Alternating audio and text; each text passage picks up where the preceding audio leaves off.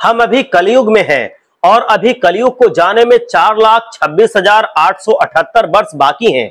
इसलिए हमें और हमारी आगे वाली पीढ़ियों को बहुत कुछ देखना बाकी है।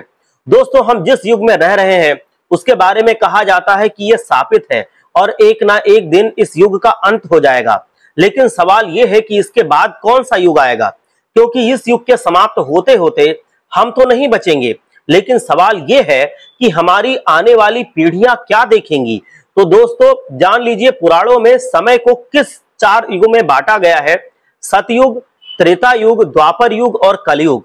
पुराणों के अनुसार हम जिस युग में रह रहे हैं इसकी आयु सभी युगों में सबसे छोटी है और इस युग के चरण आने वाले लोगों की आयु केवल 12 वर्ष ही रह जाएगी। और आप ये जानकर भी दंग रह सकते हैं, कोरोना को गए ज्यादा समय नहीं हुआ है, महामारी से कलयुग की आने वाली दस्तक मिल चुकी है और ज्यादा पीछे जाने की जरूरत नहीं है। आज आप देख सकते हैं युवा लोग अकाल मृत्यु को पा रहे हैं, कम उम्र में महिलाएं विधवा बन रही हैं, अहंकार, लालच और संबंधों का आधार बनता जा रहा है, धर्म, कर्म, पूजा पाठ करना आडंबर माना जा रहा है। और क्या होगा जब कलयुग समाप्त होगा, जानने के लिए वीडियो को अंत तक अवश्य देखें। नमस्कार दोस्तों, गीता में कहा गया है कि अभी युगों के परिवर्तन का ये 22वां चक्र चल रहा है और यही सृष्टि का नियम है, कुछ भी अस्थायी नहीं है। हिंदू धर्म ग्रंथों के अनुसार कलयुग का प्रारंभ 3102 ईसा पूर्व ही हो चुका था और अभी इसे बीते हुए महज 5123 वर्ष ही हुए हैं और अभी लाखों वर्षों का समय बाकी है।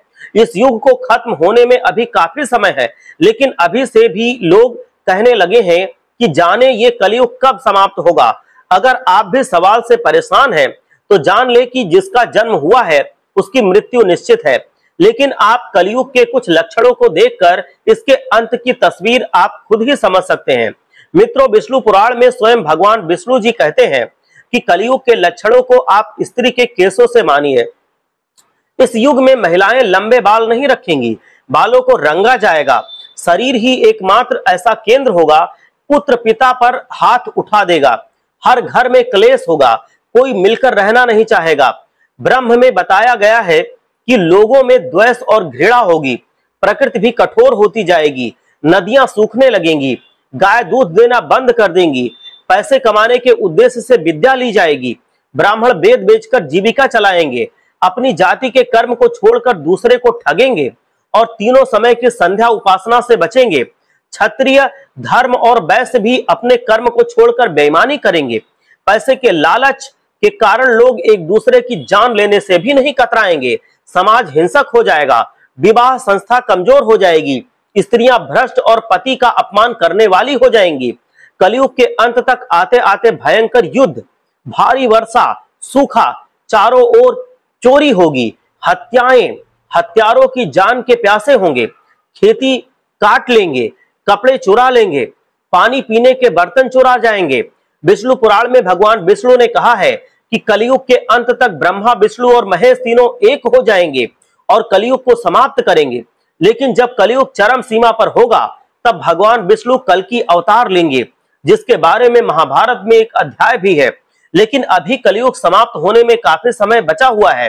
पुराणों में बताया गया है कि कलयुग के बाद सतयुग फिर से आएगा, जिसकी अवधि 17,28,000 वर्ष होगी और इस युग में मनुष्यों की आयु 4,000 10,000 वर्ष हो जाएगी।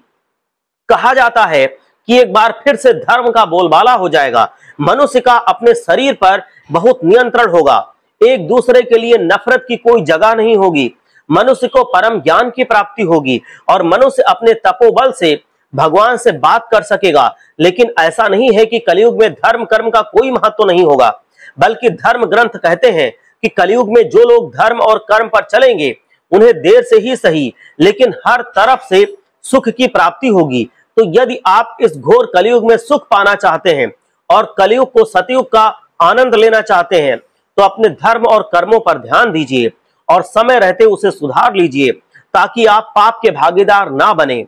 तो दोस्तों, आप इस विषय पर क्या सोचते हैं कमेंट बॉक्स में अवश्य बताएं।